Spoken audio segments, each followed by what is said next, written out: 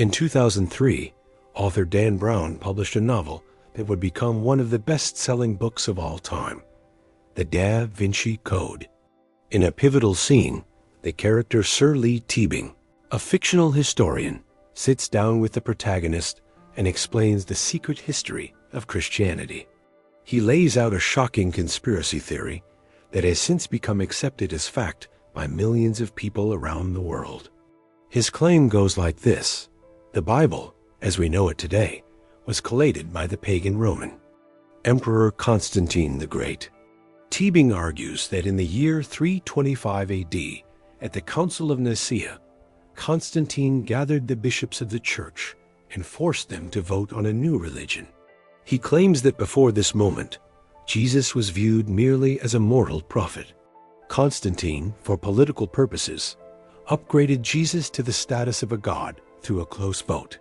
Furthermore, he claims Constantine ordered the destruction of dozens of other gospels, like Philip, Mary, and Thomas, that portrayed Jesus as human and curated the four divine gospels, Matthew, Mark, Luke, John, to create the Bible we have today, solely to consolidate his own political power. It is a compelling, cinematic, and Machiavellian story. It paints the Bible not as a holy book, but as a piece of 4th century imperial propaganda. There is only one problem with this narrative. Almost every single word of it is historically false. Constantine did not vote on Jesus' divinity. The bishops did. He did not destroy the Gnostic Gospels. They were already rejected. And most importantly, the Council of Nicaea did not discuss, debate, or vote on which books belonged in the Bible. So, if Constantine didn't edit the Bible, who did? How did we actually get the list of books we have today? And where did this persistent myth of the imperial edit come from? Today, we are traveling back to the 4th century, to the lakeside city of Nicaea, to debunk one of the greatest conspiracy theories in history and uncover the messy, organic, and surprisingly democratic process of how the Bible actually became the Bible. To debunk the myth, we first have to look at the actual historical records of the Council of Nicaea in 325 AD. We have the invites, we have the attendee list, and most importantly, we have the minutes, the canons, and the creed. Constantine did call the council. That part is true. He was the first Christian emperor, and he had just unified the Roman Empire. He wanted Christianity to be the cement that held his empire together. But when he looked at the church, he didn't see unity. He saw a massive shouting match. The fight wasn't about which books to read. The fight was about who Jesus was. This was the Arian controversy, which we touched on in our Trinity video. A priest named Arius was teaching that Jesus was a created being, a demigod lower than the Father. His opponent, Alexander, and later Athanasius, argued that Jesus was fully eternal and equal to the Father. This theological civil war was tearing the East apart. Constantine called the bishops to Nicaea not to edit a book, but to settle a theological dispute. We have the list of the 20 canons, church laws, passed at Nicaea. They deal with things like the proper date to celebrate Easter, separating it from the Jewish Passover, rules for ordaining priests, how to treat people who lapsed during persecution, the rank of bishops in Alexandria and Rome, the proper posture for prayer on Sundays, standing, not kneeling. What is conspicuously, totally, 100% absent from the records of Nicaea? A list of biblical books. There was no vote on the Gospels. There was no burning of secret texts. In fact, during the debates at Nicaea, both sides, the Arians and the Orthodox, quoted from the same books, Matthew, John, Hebrews, to prove their points. They already agreed on the core texts. They just disagreed on what they meant. So, if Nicaea had nothing to do with the Bible's table of contents, where did this myth come from? The idea that Nicaea decided the Bible is actually a very old and very strange legend that got resurrected by modern skeptics.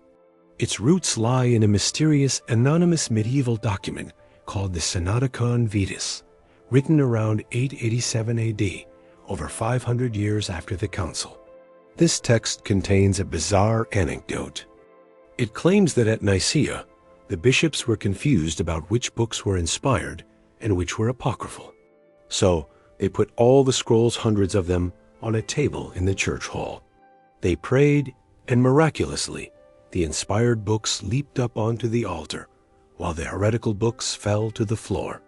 This story is, historically speaking, a fairy tale. No contemporary 4th century source mentions it. It was a medieval legend designed to add a supernatural flair to the Bible. However, in the 18th century, the French Enlightenment philosopher Voltaire found this story. Voltaire, who hated the Catholic Church, popularized this miracle of the leaping books in his philosophical dictionary to mock Christianity. He presented it satirically. Look at how silly their history is. They chose their Bible by magic tricks. Centuries later, conspiracy theorists and fiction writers, like Don Brown, picked up the idea that Nicaea chose the books, but stripped away the leaping miracle part and replaced it with a political vote. They turned a medieval miracle story into a modern political thriller. But if Constantine didn't choose the books, who did? The reality of how the Bible was formed is far less dramatic than a smoke-filled room of conspirators, but far more fascinating historically. It wasn't a top-down decree from an emperor. It was a bottom-up consensus from the community. It was a process that took 400 years. Phase 1. The core, 1st, 2nd century. By the year 150 AD, nearly 200 years before, Constantine, the core of the New Testament, was already agreed upon by almost all Christians across the empire. The four Gospels. Irenaeus, c. 180 AD, writes that there are exactly 4 Gospels: Matthew, Mark, Luke, John, just as there are 4 winds and 4 corners of the earth. The Gnostic Gospels, Thomas, Judas, were known, but they were rejected not because of an emperor, but because local churches knew they were written too late and didn't match the teachings of the apostles. The Pauline letters, the 13 letters of Paul, were circulated as a collection very early on. Phase 2. The disputed books, 2nd, 4th century. While the core was settled, there was a fuzzy edge. There were books that some churches read and others didn't. The maybe pile. Books like James, 2 Peter, 2 and 3 John, Jude, and Revelation were debated. Some thought Revelation was too weird. Some doubted Peter wrote 2 Peter. The useful but not scripture pile.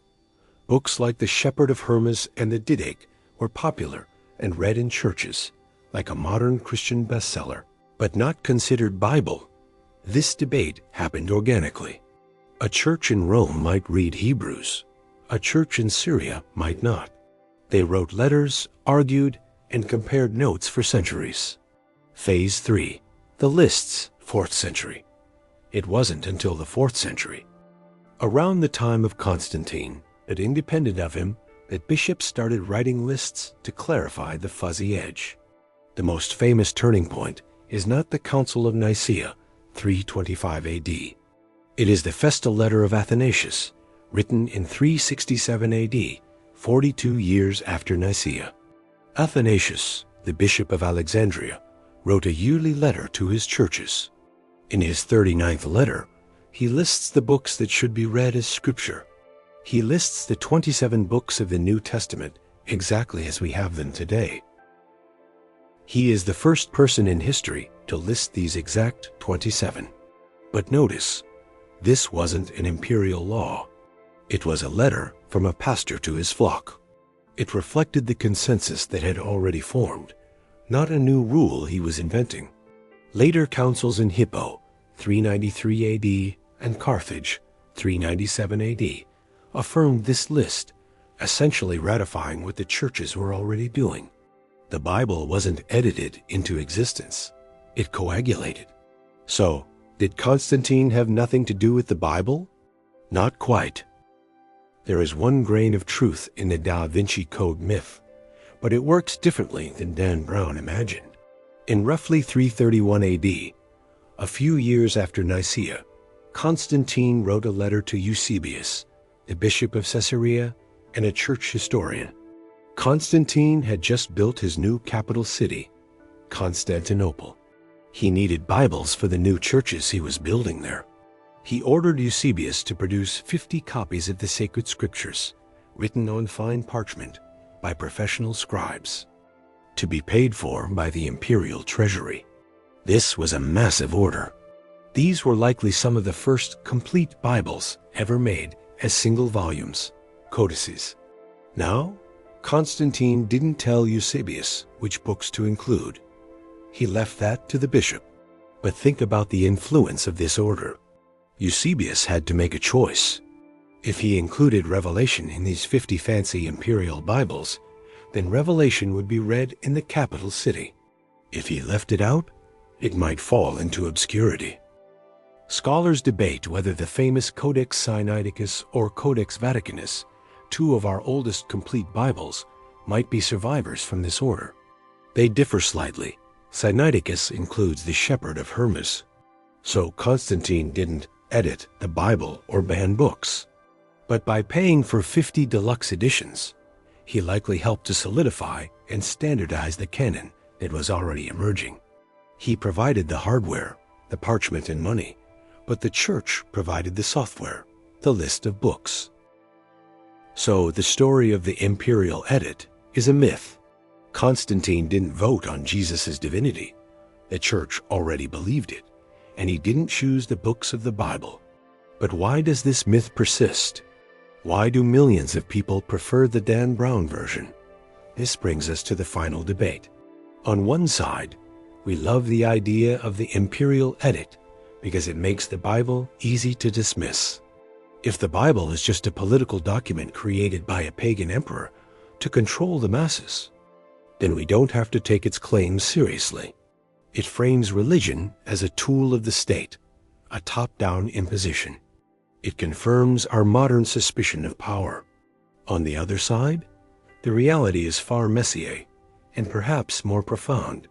The Bible was formed by consensus.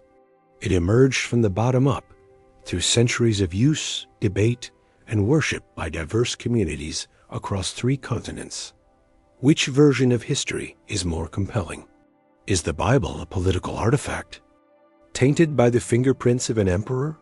Or is it a community library, preserved by the collective wisdom, and believers would say, the spirit of millions of people who found something in these specific texts that they didn't find anywhere else? Did Constantine make the Bible, or did he just pay for the binding? Let me know your thoughts, respectfully, in the comments below. If you found this deep dive into the real history of the Bible fascinating, please hit that like button and subscribe for more content that separates the myths from the manuscripts. Thanks for watching.